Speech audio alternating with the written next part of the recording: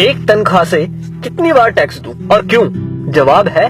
मैंने 30 दिन काम किया, तनख्वाह ली, टैक्स दिया, मोबाइल फोन खरीदा, टैक्स दिया, रिचार्ज किया, टैक्स दिया, डेटा लिया, तब टैक्स दिया, बिजली ली, फिर टैक्स दिया, घर लिया, टैक्स दिया, टीवी फ्रिज आदि लिए, टैक्स दिया, कार ली, टैक्स दिया, पेट्रोल लिया, फिर टैक्स दिया, सर्विस करवाई, टैक्स दिया, रोड पर चला, फिर भी टैक्स दिया, टोल पर फिर टैक्स दिया, लाइसेंस बनवाया, टैक्स दिया, गलती की तो टैक्स दिया, रेस्टोरेंट में खाना खाया तो टैक्स दिया, पार्किंग का टैक्स दिया, पानी लिया उस पर टैक्स दिया, राशन खरीदा उस पर भी टैक्स दिया, कपड़े जूते किताबें ली उस पर भी टैक्स दिया, टॉयलेट गया उस पर भी टैक्स दिया, दवाई ली तो भी टैक्स दिया, गैस ली टैक्स दिया, सैकड़ों और चीजें ली